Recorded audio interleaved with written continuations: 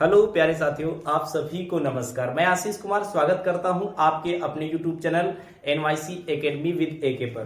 प्यारे साथियों, आज की जो क्लास है बहुत ही महत्वपूर्ण है। आज की वीडियो में हम लोग एक ऐसे टॉपिक के विषय में पढ़ने वाले हैं जहां से हर एक परीक्षा में, चाहे कोई भी प्रतियोगी परीक्षा हो, प्रश्न बनता जरूर है।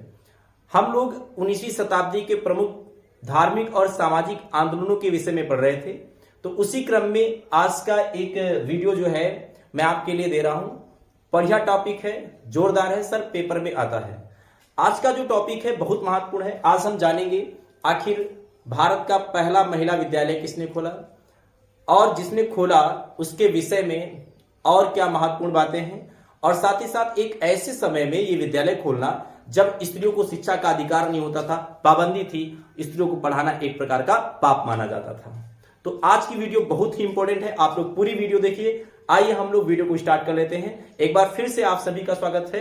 आइए हम लोग वीडियो को स्टार्ट कर लेते हैं। देखिए, सबसे पहली बात, 11 अप्रैल 1827 ईस्वी को महाराष्ट्र में एक महान इंसान ज्योतिबा फुले का जन्म हुआ।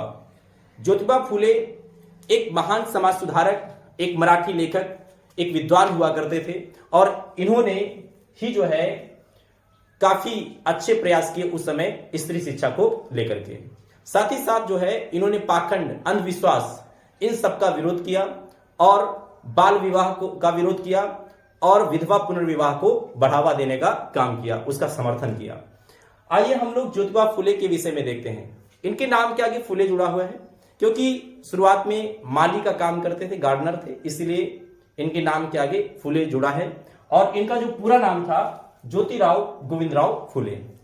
पहली बात, आखिर इन्होंने ऐसा क्या किया जिससे आज हम इनको टॉपिक में पढ़ रहे हैं, तो आइए हम देखते हैं। देखो, सबसे पहली बात, इन्होंने स्त्री शिक्षा के लिए बहुत ही प्रयास किए। सबसे पहली बात, स्त्री शिक्षा को बढ़ावा एवं उनके उत्थान हेतु प्रयास, ये सबसे बड़ा इनका कार्य था। साथ ही साथ 1840 ईस्वी में इन्होंने सावित्रीबाई फुले से विवाह कर लिया।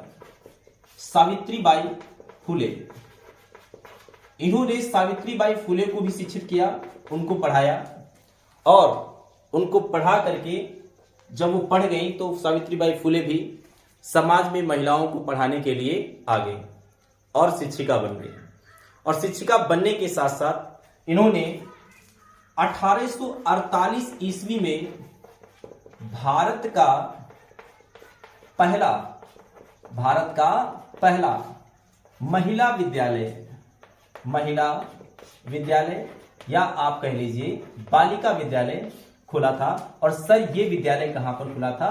पुणे में खुला था। बहुत महत्वपूर्ण प्रश्न एग्जाम में आता है कि भारत का पहला महिला विद्यालय किसने खोला? सावित्रीबाई फुले और ज्योतिबा फुले के प्रयासों से सन 1848 में पुणे में खोला गया ये विद्यालय खुला। और साथ ही साथ इन्होंने इस विद्यालय के साथ साथ आगे 5 विद्यालय और ऐसे ही खोले हर जगह पर जाकर के, क्योंकि शायद यही एक बात थी कि स्त्रियों को पढ़ाया नहीं जाता था, क्योंकि घर से बाहर निकलना, दूर तक जाना, क्योंकि उस समय ऐसी घटनाएं घटित हो जाती थी जिसकी वजह से लोग समाज में खुद डरते थे अपनी लड़कियों को बाहर भेजना और महिलाओं को घर से बाहर भेजना। तो एक तरह से 1848 में जब भारत में पहला महिला विद्यालय खुला, उसके बाद 5 विद्यालय इन्होंने और भी बनाए हैं। और साथ ही साथ एक बात मैं आपको बता देना चाहता हूं, ये उस समय भारत की पहली महिला शिक्षिका बन गई। बहुत इंपॉर्टेंट पॉइंट है, अगर आपसे पूछा जाता है कि भारत की पहली महिला शिक्षिका कौन थी, तो आप सर सही करेंगे, सावित्रीबाई फुले। इसके बाद दोनों लोगों ने समाज में इस तरह से अच्छे काम किए, विद्यालय खोले। और इसके बाद 1873 सर 24 सितंबर 1873 ईस्वी को एक समाज की स्थापना हुई, और वो समाज था सत्यशोधक समाज। सत्यशोधक समाज जो था, इसकी स्थापना कहां हुई थी? इसकी स्थापना महाराष्ट्र में हुई थी। सर महाराष्ट्र में इसकी स्थापना हुई ज्योतिबा फूले और सावित्रीबाई फूले के द्वारा की गई।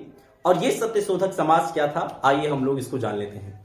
ये सत्यशोधक समाज, इसका उद्देश्य था निम्न जातियों का कल्याण करना और साथ ही साथ निम्न जाति जो अंधविश्वास में, पाखंड में घिरी हुई थी, उस पाखंड से निम्न जाति को जो है निकालना, ऐसा इस सत्यशोधक समाज का उद्देश्य था।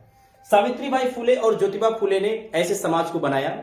ज्योतिबा फूले एक तरह से उन लोगों को समाज से जो है दूर करना चाहते थे, समाज में उन लोगों का भला करना चाहते थे। ऐसे लोगों को समाज से कहते थे दूर रहो जो पाखंड करते हैं, अंधविश्वास करते हैं। और उस समय इनका मानना था, इन्होंने अपनी पुस्तक में ही लिखा है कि कुछ ऐसे ब्राह्मण थे जो पाखंड करते थे, अंधविश्वास करते थे और लोगों के साथ छुआछूत जैसी भावना, ये सभी बातें जो है दिखती रही। तो ऐसी बातों को खत्म करने के लिए आगे आए ज्योतिबा फूले और इन्होंने लोगों को काफी अच्छे निर्देश दिए, लोगों को शिक्षित किया और उस समय छुआछूत और बाल विवाह ऐसी घटनाओं का इन्होंने विरोध किया। इसके बाद क्या हुआ, 24 सितंबर 1873 ईस्वी में सत्यशोधक समाज की स्थापना हो गई। सर, इस समाज का उद्देश्य क्या था? तो इसका उद्देश्य था निम्न जाति का कल्याण। निम्न जाति का कल्याण इंपॉर्टेंट प्रश्न है। और साथ ही साथ इस निम्न जाति का पाखंड और अंधविश्वास से बाहर निकालना। ये जो निम्न जाति थी, अशिक्षित लोग थे, पाखंड और अंधविश्वास में जल्दी पड़ जाते थे, आज भी कहीं न कहीं थोड़ा बहुत देखने को मिल जाता है। तो ऐसे लोगों को इससे जो है पाखंड से, अंधविश्वास से बाहर निकालना, ये इनका उद्देश्य था। साथ ही साथ 1873 ईस्वी में इनकी एक पुस्तक आती सर, और वो जो पुस्तक होती है उसका नाम होता है गुलामगिरी पुस्तक। काफी इंपॉर्टेंट पुस्तक है। इस पुस्तक में इन्होंने जातीय प्रथा जो थी उस समय और जाति भेदभाव जो था और साथ ही साथ जो है ये पाखंड जो था, इस पाखंड के विषय में पूरी तरह से प्रकाश डाला है और इसको खत्म करने की बात कही है। दो इसके शीर्षक हुआ करते थे, एक ढोंडी राव और ज्योति राव। यही दो प्रमुख शीर्षक थे इस पुस्तक में। उनके द्वारा ही ऐसे प्रश्नों के उत्तर दिए गए हैं जो समाज में उस समय जो व्याप्त बुराइयां थीं, जो व्याप्त छुआछूत और बाल विवाह जैसी प्रथाएं थीं, इनके विषय में वहां पर बताया गया है। और यह भी कहा गया है कि इनका विरोध किया जाए, ये अच्छी बातें नहीं है। साथ ही साथ गुलामगिरी पुस्तक किसने लिखी? तो आपको लगाना सर, ज्योतिराव फूले। सत्यशोधक समाज की स्थापना किसने की? ज्योतिराव फूले। और सर इसकी स्थापना कहां हुई? महाराष्ट्र में। सर कब हुई? 1873 ईस्वी में इसकी स्थापना होती है। बहुत इंपॉर्टेंट क्वेश्चन है ये, आपको याद रखना है। सर इसके बाद अगर हम बात करें तो जब ऐसे काम इन्होंने समाज के लिए किए तो 1888 ईस्वी में मुंबई में ही एक सभा में इनको जो है सम्मानित किया गया था, ज्योतिराव फूले को। और इनको सर सम्मानित किया गया महात्मा की उपाधि से। तो आपको मैं बता देना चाहता हूं कि 1888 ईस्वी को ज्योतिराव को महात्मा की उपाधि से, कौन सी उपाधि? महात्मा की उपाधि से सम्मानित किया गया। इंपॉर्टेंट प्रश्न है, आपको याद रखना है सर। और ये सफर इनका ऐसे ही चलता रहा, समाज के लिए अच्छे काम किए, समाज सुधारक थे। और सर 1890 ईस्वी में ज्योतिराव की मृत्यु हो जाती है और 1897 ईस्वी में प्लेग बीमारी आप सभी को पता है कि उस समय, और उसी में सावित्रीबाई फूले की भी मृत्यु हो जाती है। तो ये कुछ प्रश्न थे जो आज के बहुत इंपॉर्टेंट हैं, पेपर में आते हैं। तो आपको ये प्रश्न तैयार कर लेने हैं सर। और आज की वीडियो में हम लोग इतना ही रखते हैं। और आप लोगों ने जो पिछली वीडियोस हैं अगर नहीं देखी हैं तो आप प्लीज उन वीडियोस को भी जरूर देख लीजिए। मैंने जो भी इंपॉर्टेंट टॉपिक हैं वो सभी आंदोलनों से, चाहे वो धार्मिक सामाजिक आंदोलन जितने भी हैं, मैंने आपको सभी वीडियोस में अच्छे ढंग से पढ़ा दिया है। और आप लोग उन वीडियोस के जो भी लिंक हैं वो आप इस वीडियो के डिस्क्रिप्शन बॉक्स में जाएंगे, वहां पर आपको मिल जाएंगे। आप नए हैं तो प्लीज चैनल को सब्सक्राइब कर लीजिए, वीडियो को शेयर जरूर करिए और वीडियो को प्लीज पूरा देखिए। और अपने कमेंट के माध्यम से ये भी बता दिया करिए कि आपको वीडियो कैसा लगा और समझ में आता है कि नहीं समझ में आता है। और मैं आपके साथ फिर कल हाजिर होता हूं एक नई वीडियो में। आज के लिए इतना ही, धन्यवाद।